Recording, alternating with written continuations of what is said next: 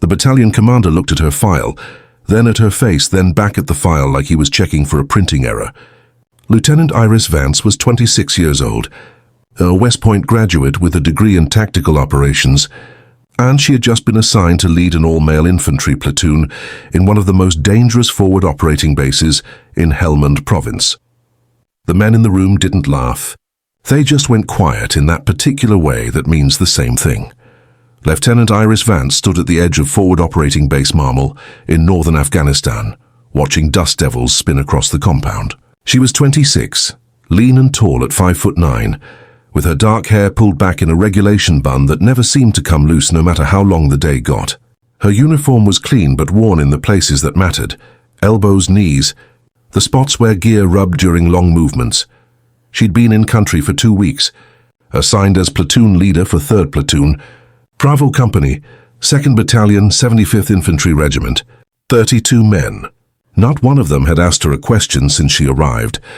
They answered when she spoke, followed orders to the letter, and never once looked her in the eye.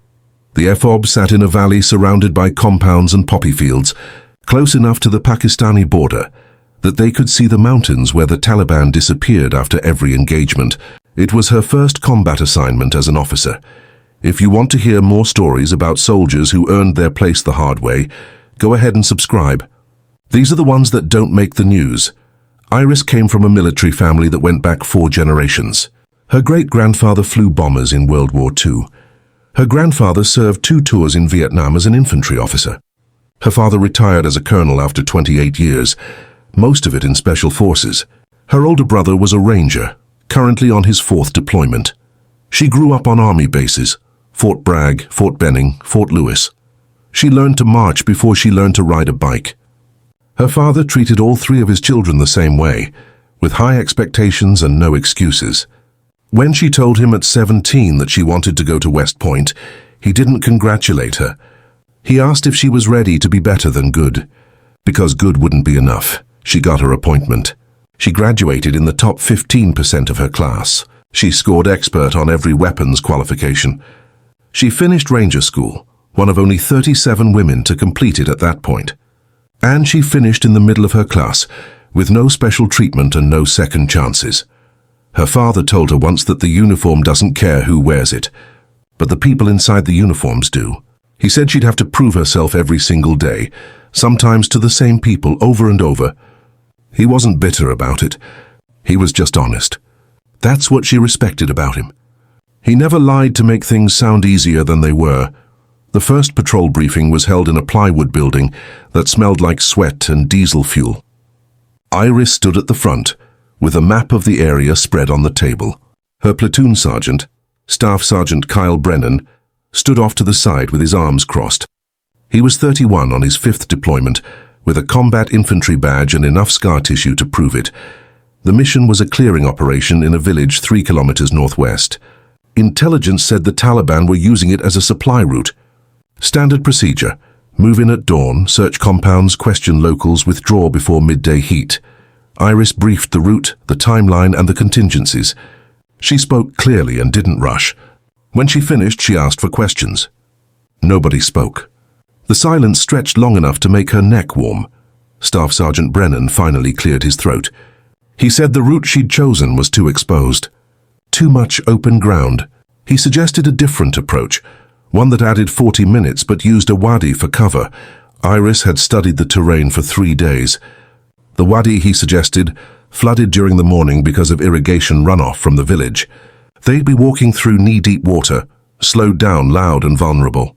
The exposed route was faster and gave them better visibility. She'd checked the pattern of Taliban activity in that area for the past 6 months. They operated at night. Morning patrols in that sector had made contact exactly twice, both times in the late afternoon. She explained this calmly, using the data, showing him the reports. Brennan listened without changing his expression. Then he said that data was fine for classrooms, but this was the real world. He'd been on 40 patrols in this area. He knew how the enemy moved. The room stayed quiet. Iris felt every pair of eyes on her. She could back down, take his suggestion, keep the peace. Or she could lead. She said they'd use her route. Wheels up at 0530. Iris sat alone in her quarters that night, a converted storage room with a cot and a wall locker. She wasn't angry at Brennan. He was doing what he thought was right, protecting his men from an officer he didn't trust yet. That was actually his job, but it still felt like a wall she couldn't climb. No matter how many qualifications she earned or how many schools she finished, she thought about her brother. He'd never had to justify his decisions to his platoon. They followed him because he wore the rank. She had the same rank, the same training, better academic scores. But she had to earn what he was given. Her father called it the credibility gap. You start behind, he'd said. You don't get the benefit of the doubt. Every mistake you make confirms what they already think. Every success gets written off as luck or someone else's work. It's not fair. But fair doesn't matter when people's lives are in your hands. She pulled out the map again and traced the route with her finger. She checked the intelligence summaries one more time. She reviewed the pattern analysis. She wasn't guessing. This wasn't arrogance or stubbornness. She'd done the work. The route was sound, but a tiny voice in the back of her head asked the question she didn't want to ask. What if Brennan was right? What if experience in the field mattered more than data? What if she got someone killed because she was too proud to listen? She folded the map. The route was solid. She had to trust that. The patrol left at 05:30 in 4 vehicles. The sun was just starting to turn the sky gray. Iris rode in the lead truck with Brennan and 5 other soldiers. Nobody spoke except to confirm radio checks. They took her route.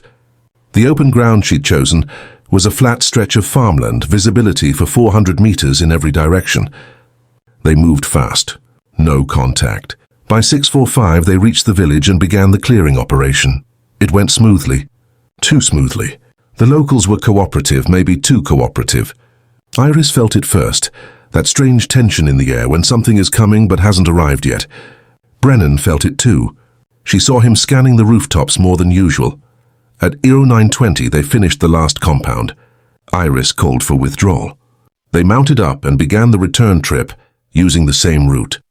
Halfway back, the lead vehicle's driver spotted something in the road ahead. A pile of dirt that hadn't been there 2 hours before.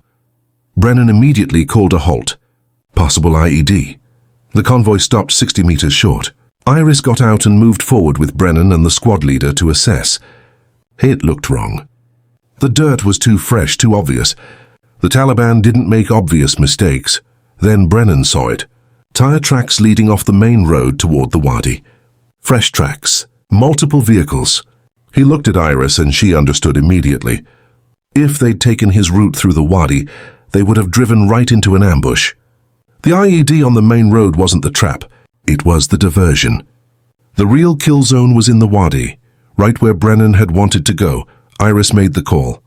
They'd bypass the IED using an alternate path she'd identified during planning. A farm road that looped south and reconnected with the main route a kilometer ahead. It added time but avoided the danger areas entirely. Brennan didn't argue. He relayed the order to the convoy. They moved. 20 minutes later they were clear, back at the fob everyone accounted for. The explosive ordnance disposal team went out later and confirmed the IED. They also sent a drone over the wadi. The footage showed 3 fighting positions dug into the banks, camouflaged, with clear fields of fire across the water crossing. If the convoy had gone through at 0600 in knee-deep water, moving slow and loud, the Taliban would have cut them apart. Iris stood in the operations center, watching the drone feed. Her hands were steady, but her chest felt tight. She'd been right. But only because she'd studied the patterns, trusted the data, and ignored the voice in her head that said maybe she should listen to the man with more experience. Staff Sergeant Brennan walked in. He stood next to her, watching the same screen. For a long time, neither of them said anything. Then Brennan spoke quietly. He said she'd made a good call. He said he'd been wrong about the route. He didn't make excuses or try to soften it. He just acknowledged it. Iris nodded. She didn't gloat. She didn't need to. She said the Taliban had changed their tactics since his last patrols. The patterns had shifted. That's why the data mattered. Not because experience wasn't valuable. Because the enemy adapts. Brennan looked at her differently then, not like a lieutenant who got lucky. Like an officer who knew her job. Word spread through the battalion quickly. 3rd Platoon had avoided an ambush. because their lieutenant read the intelligence correctly and held her ground when it mattered. The story grew a little with each telling, the way stories do, but the core of it stayed true. Iris didn't become everyone's favorite officer overnight. Some soldiers in other units still made comments, still questioned whether women should be in combat roles. But in 3rd Platoon, those conversations stopped. The men didn't follow her because they liked her. They followed her because she'd kept them alive. Brennan became her strongest advocate. In briefings, when other platoon sergeants questioned her plans, he backed her. Not blindly. He pushed back when he disagreed. But he respected her judgment. That respect meant more than friendship. It meant trust. 3 months later, Iris led her platoon on 23 more patrols. They made contact 4 times. They brought everyone home every time. When her deployment ended, and she rotated back stateside, 3rd Platoon threw her a send-off that lasted until Oro 200. Brennan gave her a plaque with the platoon's motto engraved on it, and one sentence underneath. She earned it. Her father called the night she got home. She told him about the deployment, about the Wadi, about Brennan. He listened without interrupting. When she finished, he said he was proud. Not because she'd proven people wrong. Because she'd done the job right. That's all that ever mattered.